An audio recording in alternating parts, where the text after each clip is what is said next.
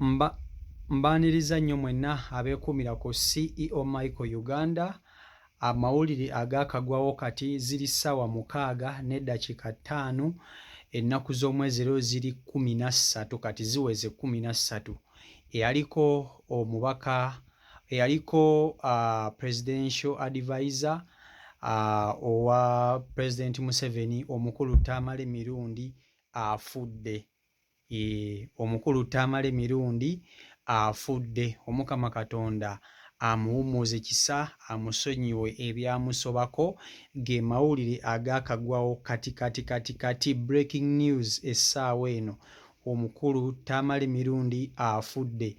Omukulu Tamale Mirundi amaze ebbanga nga atawaanyizibwa obulwadde oba okitegeera obw'omutima, era emabegako abadde mu ddwaliro ng'agezaako okuba nti ate ajjanjabwa, era mutabani we yabadde amubeerako ssaako ne mukyala we ndowooza.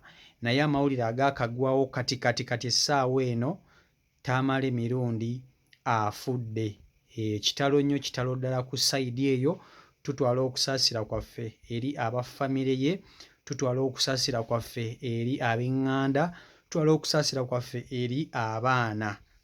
Tamale Mirundi bambi Omukama Katonda amuggye mu bulamu bw'ensi eno. Kitalo nnyo, kitalo ddala.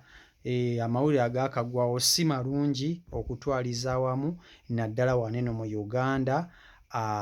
Naddala abantu bonna abadde bamunyumirwa Tamale Mirundi, babadde aggyako stress, babadde asesa, babadde anyumirwa, babadde kwegamba mawulire si malungi naddala wano mu Uganda.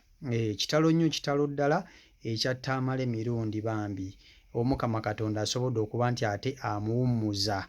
Yamaze ebbanga nga mulwadde, ng'atawaanyizibwa obulwadde, ng'atawaanyizibwa sukaali, ng'atawaanyizibwa omutima. So endwadde nnyingi zibadde zimusumbuwa musajja wattu, naye amaze nassa omukka gwe ogw'enkomerero. Kitalo nnyo, kitalo ddala ku sayidi eyo bambi ekya Tamale Mirundi. Atuvudde ku maaso. Omukama Katonda ayongere okukugumya, ayongere okusaasira, akusonyiwe ebyakusobako yonna yonna gy'olaze. Ate n'ab'effamire Mukama Katonda asobole okuba nti ate abagumya, abeera wamu nabo. Ge mawulire agaakagwawo kati osoose gafuna wano ku CEO Michael Uganda. Tamale Mirundi kitalo nnyo, kitalo ddala bambi atuvuddeko.